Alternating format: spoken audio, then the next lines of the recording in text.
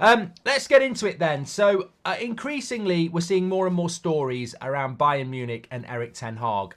Their interest appears to be genuine. It's coming in from German reports. We've got a few English reports today. I mean, to be fair, I think it was in a few of the Sunday papers this morning about Bayern Munich and ten Hag. I mean, look, the UK press have their place. I don't think it's knowing that Bayern Munich want ten Hag. I think we have to follow the German press on this. Apparently, they've got a shortlist. Lopeteu's on there.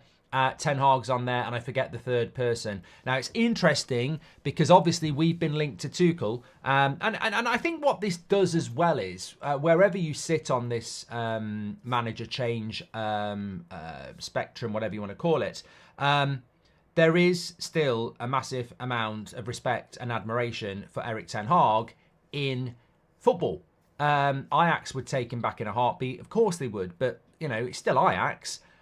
Bayern Munich have him on a shortlist. It's Bayern Munich. So we can make out that he's the biggest flop ever, as some people want to, but his European pedigree as a manager is still very much respected, and he will walk into a very good job if he leaves Manchester United this summer or next summer. It's just, I can't do anything about that. You can't do anything about that. His pedigree is respected, and Bayern Munich are looking at him, and he's worked at Bayern Munich before. And also, look at what happened in the first season at Manchester United. That wasn't a fluke. He took the worst ever Manchester United Premier League side, won a trophy and took it to third place with one summer transfer window. So this season, as far as I'm concerned, and some of you don't agree, but for me, I don't buy into the whole, he's had £600 million. Well, he hasn't. It keeps going up by the week. It was 500 last month. It was 400 the month before. And the reality is it's more around 350. And we also overpaid massively on the players, which he didn't buy anyway. And they weren't necessarily his first choices. Yeah, we could get our worst ever Premier League season points total. I agree. We could also get our most defeats in a Premier League season. I agree.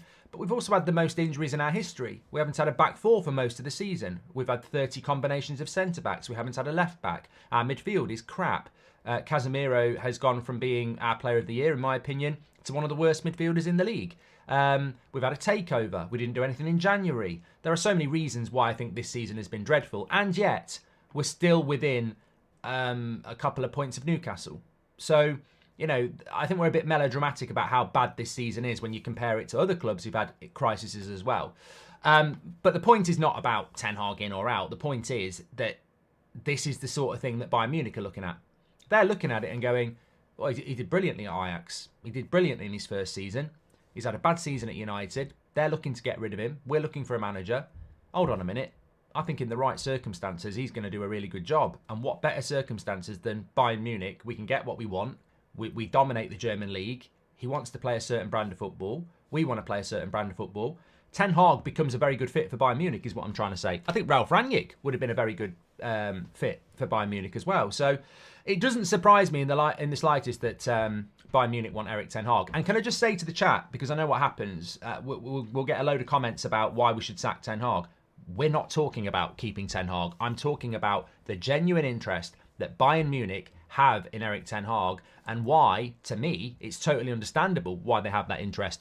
If you want to sack him, that's fine. We're not talking about that. What we're talking about is the genuine interest of, if we do sack him, some people want to see him sacked and then on the scrap heap like a failure for the rest of his life. Well, we better get ready for the fact that he'll go into another big job and potentially do quite well.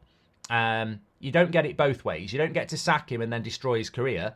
If you sack him, he probably will go off and do well somewhere else. In fact, I'd almost guarantee it, because I think he's a very good coach. So it's not about whether we're sacking him or anything like that. We're talking about a news story and Bayern Munich's genuine interest in him. So, look, this is what Thomas Tuchel has had to say about potentially staying at Bayern Munich. And I think he probably isn't staying at Bayern Munich now. Yesterday morning, there was talk that there was a lot of obstacles, but it could still happen. But this is what he's saying now.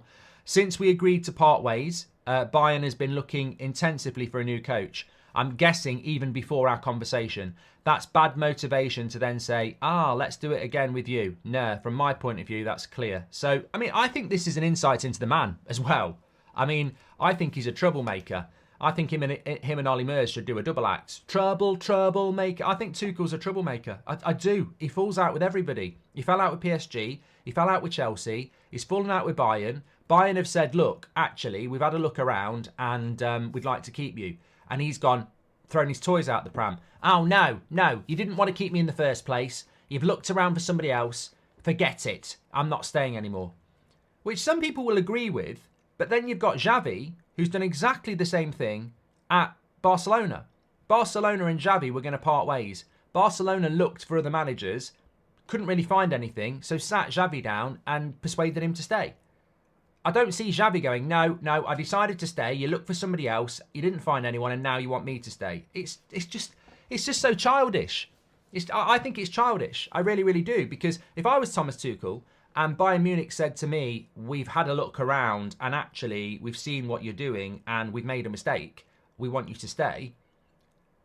He's German. He's failed at Bayern Munich.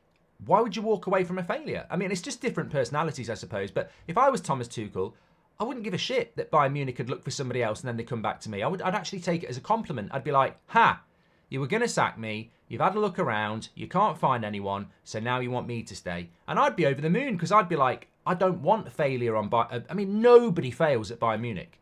Who's failed at Bayern Munich in the last decade? There will be some examples, but I mean, some people say Pep Guardiola failed at Bayern Munich because he didn't win a Champions League. I mean, I don't think that's failure. Failure is not winning the league in a one-horse race. And somehow Thomas Tuchel's managed to do that.